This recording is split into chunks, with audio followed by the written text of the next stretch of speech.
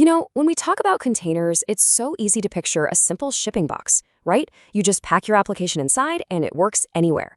But when it comes to security, that is just not good enough. We have to stop thinking of it as just a shipping container and start thinking of it as a fortress. So let's dive into exactly how you build one. So I want you to ask yourself this. Is that container you just deployed a well-defended fortress, or is it more like a cardboard box? Easy to get into, and it's already full of tools an attacker would love to use. Because by default, it's way closer to the box. Let's fix that. So why do we have to be so careful? I mean, the whole point of containers is this feeling of isolation. But that's the thing, it's an illusion of safety. Because all of your containers, they all share one single critical foundation with the host machine, the Linux kernel. And if that foundation has a crack, everything comes crashing down. This is what makes containers fundamentally different from a virtual machine. See, a VM gets its own kernel, its own complete house, totally separate from its neighbors. Containers, on the other hand, are more like apartments in the same building. They all share that same foundation, the host's Linux kernel. And that is the huge risk. If that shared foundation, the kernel, has a vulnerability, an attacker can stage what's called a container breakout. They basically find a way out of their own apartment and suddenly they have the keys to the entire building. They can compromise the host and every other container running on it. Game over. So this is crucial. Security can't be an afterthought. It has to start at the very beginning with the blueprints. And for us, that blueprint is the Docker file. A truly secure fortress always starts with a secure design. The number one guiding principle here is minimalism. Every single tool, every library, every package you stuff into your image is another potential door or window for an attacker. The less you have, the smaller your attack surfaces and the easier it is to defend your fortress. So let's look at our options here. You could start with a standard Ubuntu image, but it's massive and packed with tools. That's a huge attack surface. Then there's Alpine, which is much better. It's way smaller, but it still has a shell and a package manager. But then you have distroless. It is literally just your application and its direct dependencies. Nothing else. No shell, no package manager, no extra tools. It gives you the smallest possible attack surface, period. Now, I know what you're thinking, but wait a minute, I need those tools to build my app. And you're absolutely right. The solution is just so clever. It's the multi-stage build. In stage 1, you use a big container with all the tools you need to compile your code. Then, for the final stage, you copy only the finished application, the binary, into a completely fresh, minimal distroless image. All those messy, dangerous build tools just get left behind. Okay, before you lay the first brick of your fortress, you have to check the blueprints for flaws. That's exactly what vulnerability scanning does.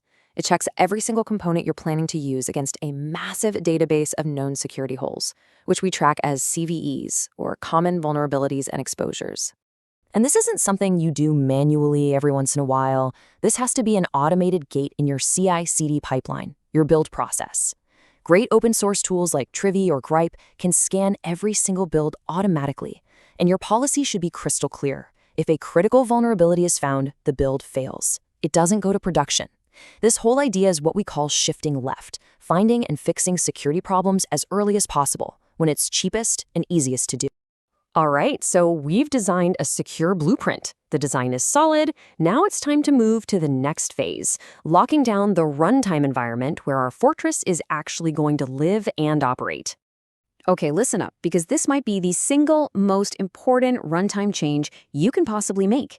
By default, containers run as the root user. That means if an attacker breaks out, they are instantly root on your host. That is a disaster. By simply adding user, app user to your Docker file, you make sure that if they do break out, they're just a low-privileged user, which dramatically limits the damage they can do. A really strong fortress is immutable. You can't just change its walls. And you can achieve that same power for your container by running it with a read-only file system. This one little flag completely neutralizes entire classes of attacks. An attacker can't upload a malicious shell or tamper with a config file if they literally can't write to the disk. And right on cue, I can hear the objection, and it's a totally fair one. But my application needs to write logs. It needs to create temporary files.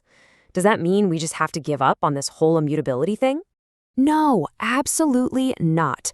The solution is actually pretty elegant. You just mount a temporary in-memory file system for these specific directories that need write access. Using the -tmpfs flag gives your app the scratch space it needs, but that space exists only in memory and vanishes the second the container stops. Meanwhile, the core file system stays completely locked down and read-only. All right, let's get even more granular. The root user isn't just one thing. It's like a big keychain with over 30 distinct powers, which in Linux are called capabilities. Now, does your web application really need the power to reboot the server or change the system clock? Of course not. So let's take those powers away. The best practice here, really, the only sane way to do this, is to disarm the container completely from the start. You drop all capabilities first. Then you carefully add back only the specific, minimal capabilities your application absolutely needs to do its job. For a web server, that might just be the one capability it needs to bind to a network board, and that's it. We've hardened the build, and we've locked down the runtime. Now we're getting to the final lines of defense. This is all about protecting your container's most sensitive data and then actively monitoring its behavior once it's out there in the world. Okay, I'm just gonna say it. Please do not put secrets like API keys or database passwords into environment variables. They leak into logs all the time, and they're visible to anyone who can just inspect the container. The secure way is to use a secrets manager, like Docker Secrets, which mounts the secret as a file inside an in-memory only directory. It never even touches the disk, and it's gone the moment the container stops. Look, even the most well-built fortress can be breached. That's why every single fortress needs a watchtower. And for our containers, that watchtower is runtime threat detection. Think of it like a security camera pointed directly at the kernel, ready to alert you the second it sees something suspicious. And what kind of behavior are we watching for? Well, runtime security tools like the open source project Falco are looking for things that just scream, "I've been hacked," like a shell suddenly opening up in a database container, or an attempt to modify a system file, or maybe your web server suddenly trying to connect to a known crypto mining pool. This is your active, real-time defense. Phew, okay. We have covered a ton of ground here, from the initial blueprints all the way to the watchtowers. So let's pull this all together into a clear, strategic plan you can use to build your own container fortress. Here is it, your 5-step roadmap. 1. Shift left. Make automated security scanning a non-negotiable part of your build process. 2. Minimize your base image. Use distroless and multi-stage builds. 3. Harden the runtime. Run as a non-root user, use read-only file systems, and drop all unnecessary capabilities. 4. Secure your supply chain. This means cryptographically signing your images so you can guarantee they haven't been tampered with. And finally, 5. Monitor the kernel with runtime threat detection. So the most crucial point to take away from all this is simple. A container is not a fortress by default. Security isn't an accident, it's a deliberate act of construction. So the question I'll leave you with is, have you built one?